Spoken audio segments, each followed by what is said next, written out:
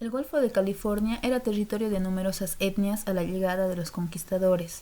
Entre ellas se tenía a los suaquis, ahomes, tehuecos, mayos, conicaris, ocoronis, sinaloas, macobauis, yaquis y tepahues. Estos habitaban en las riberas de sus ríos mayores. Las relaciones intertribales se beneficiaban de una lengua común que era el caïta y así también de unas de creencias culturales que compartían. Este idioma no murió gracias a la sobrevivencia de dos grupos, entre ellos, los cuales eran los yaquis y los mayos. Y así también porque con la llegada de los jesuitas, estos no quisieron enseñar a estos grupos el idioma español, ya que tenían miedo de que al aprender este idioma estos indígenas puedan establecer relaciones exteriores y de esta manera abandonar a los jesuitas y así estos se quedarían sin el trabajo gratuito que los yaquis realizaban.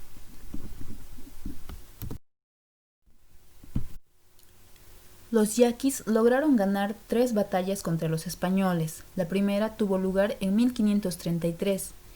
En los yaquis primaba una cohesión interna y una demarcación clara en relación a las demás etnias, pero estos se mostraban muy interesados en adquirir nuevos conocimientos en relación a la producción y a la pesca, pero esto era difícil lograr ya que las tribus vecinas estaban menos desarrolladas que ellos en esos aspectos.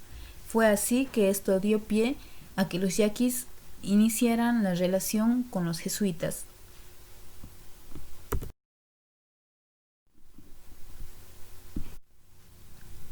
Con la promoción de la minería se generó una gran llegada de migrantes provenientes de diferentes etnias, los cuales llegaron a trabajar en los centros de producción minera. Con el paso de las décadas, estos migrantes se establecieron de forma permanente en tierras de mayos y yaquis y esto influyó de gran manera en la demarcación que tenían los yaquis al momento de relacionarse con las otras etnias, ya que las minas se convertían en aquellos centros en donde todos se juntaban para trabajar.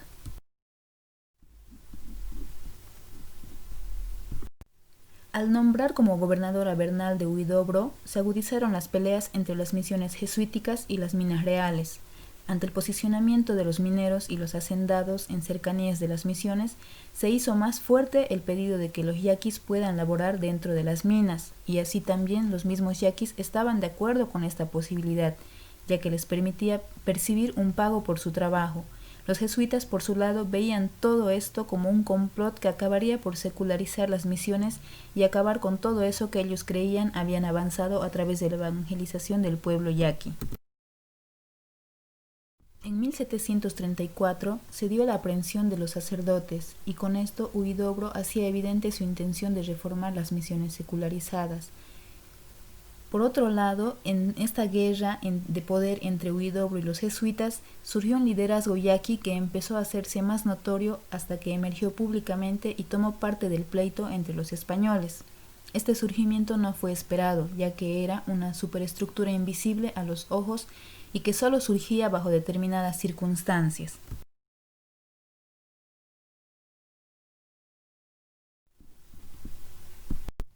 Mientras los yaquis no hacían efectivas sus creencias religiosas frente a los españoles, estos no se percataban de la existencia de las mismas.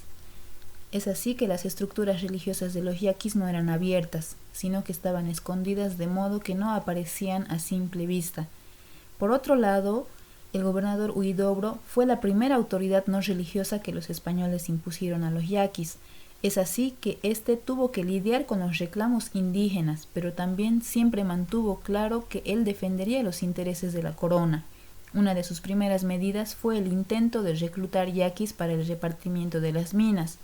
Los curas se lo impidieron e instigaron a los naturales a desobedecer al gobernador.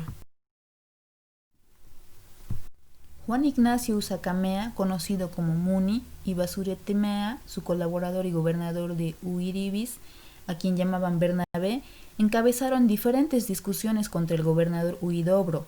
Una de las principales fue la designación de autoridades yaquis sin tomar en cuenta la opinión local, sobre todo porque a veces estas designaciones eran únicamente en favor de los jesuitas, ya que solo efectivizaban sus órdenes, como era el caso del actual capitán general el yaqui Gurrola.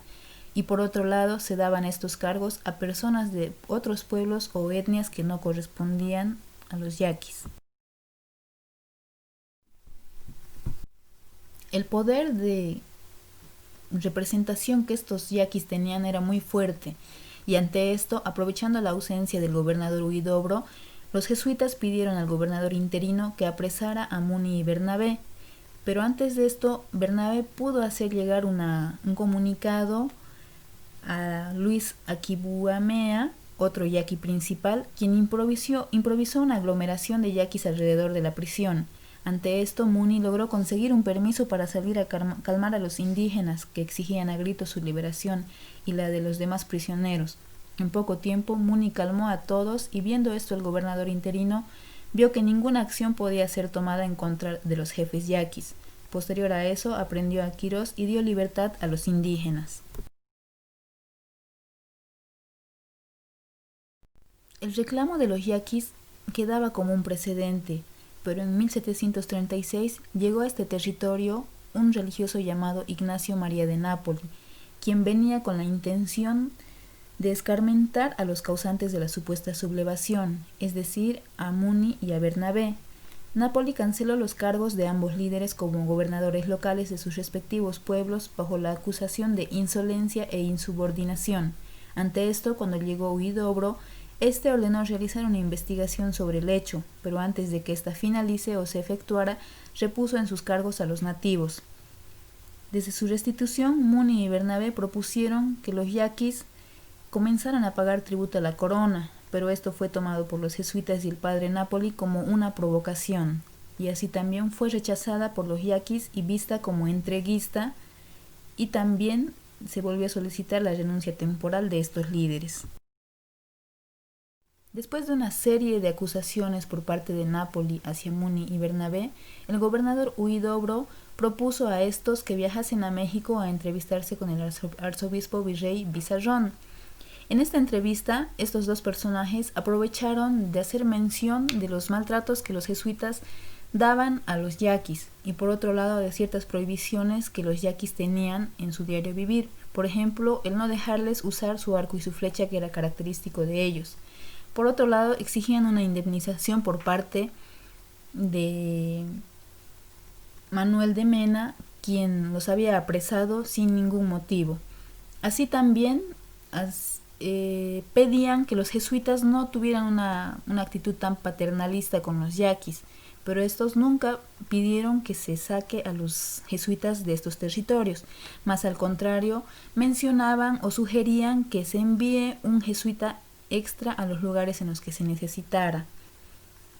Paralelo a esto, Nápoli volvía a manipular las elecciones de los yaquis y así también promovía el rumor de que Muni y Bernabé habían muerto en el camino de vuelta, mientras ellos continuaban su estadía en México.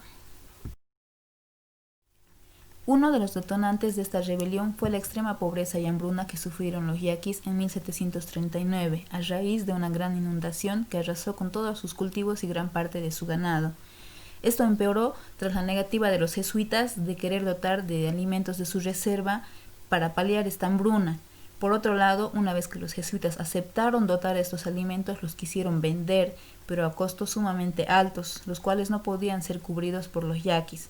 Todo esto ocasionó el inicio de los saqueos hacia reservas y granjas tanto de los jesuitas como de los españoles, y empeoró con el rumor de que Manu y Bernabé habían muerto.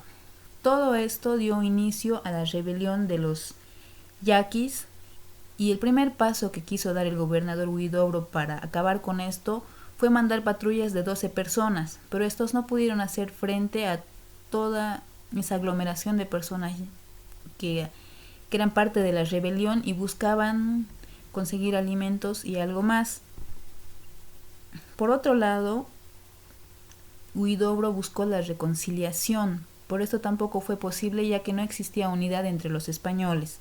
Sin embargo, una vez que Manu y Bernabé regresaron, acabaron con el rumor de que habían muerto y estos al mismo tiempo sirvieron de pacificadores enviados por Huidobro, quien a través de ellos buscó acabar con la rebelión.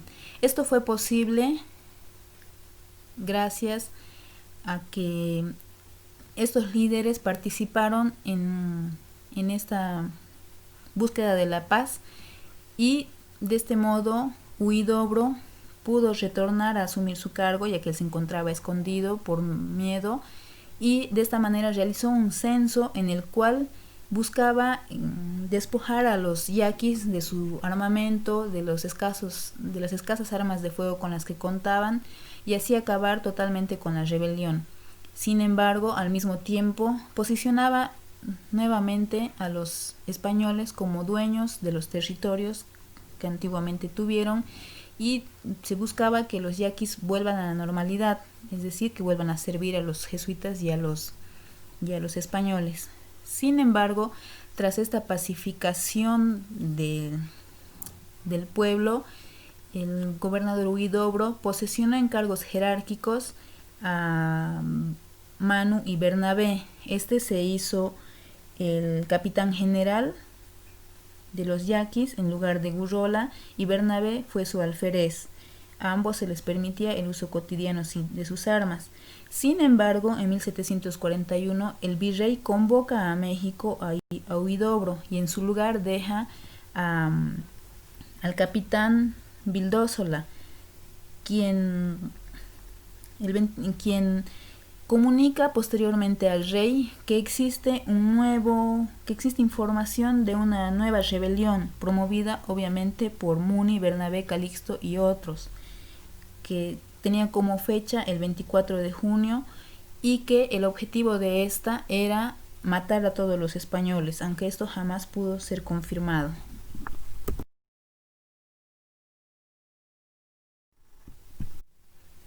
El 23 de junio, un día antes de la supuesta rebelión, Pedro de Cañas captura a Muni y Bernabé. Estos dos personajes son sometidos a un juicio y posteriormente son ejecutados. Sus cabezas son cercenadas y son puestas a la vista de todos en sus lugares natales. Ante esto, el líder de esta revuelta, Calixto, trata de vengar la muerte de estos dos personajes, pero sin embargo es capturado con rapidez y descuartizado, siendo sus miembros repartidos en lugares cercanos. Ante esto, el jefe yaqui, que resistió más, fue Agustín el Cíboli, quien alcanzó a vengar la muerte de Muni y Bernabé matando a Pedro de Cañas, pero eso fue lo último que hizo. Por otro lado, los jesuitas creían que en Vildósola habían hallado un aliado, pero poco después se dieron cuenta que éste seguía las mismas premisas que Huidobro, que buscaba promover la secularización de las misiones y el trabajo de los indígenas a favor de las minas de la corona. Ante esto, los ignacianos emprendieron una nueva campaña acusando a Vildósola de manejar la voluntad de los naturales y buscando que estos se alejen de las misiones. En noviembre de 1743, Huidobro fue reconstituido a su cargo, pero 5 meses más tarde se le quitó el cargo y Vildósola pasó a ocupar su cargo de manera permanente. Pasada la rebelión de 1740, los yaquis no volvieron a sublevarse durante el resto del periodo colonial, sino hasta la tercera década del siglo XIX, es decir, en tiempos de la República. Se cree que estas rebeliones tuvieron como detonantes dos aspectos. El primero, promovido por Muni y Bernabé, y por otro lado, el efecto que tuvo el empobrecimiento y la hambruna extrema a raíz de las inundaciones de 1739, y así también los exagerados atropellos del padre Nápoli. Por otro lado, también se menciona que la rebelión podría haberse gestado con el afán de buscar cierta autonomía económica respecto de las misiones y una mayor libertad civil, una suerte de autogobierno tributario al interior de los territorios yaquis.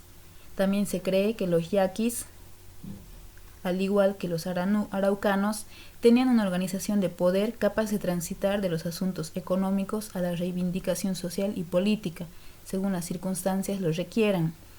Los yaquis también buscaban autogobernarse y no depender de un estamento ajeno a su pueblo. Tiempo después, un jefe yaqui quiso legitimar los alegatos de su rebelión, proclamando que Nuestra Señora de Guadalupe le había ordenado restaurar el régimen de Moctezuma. Gracias.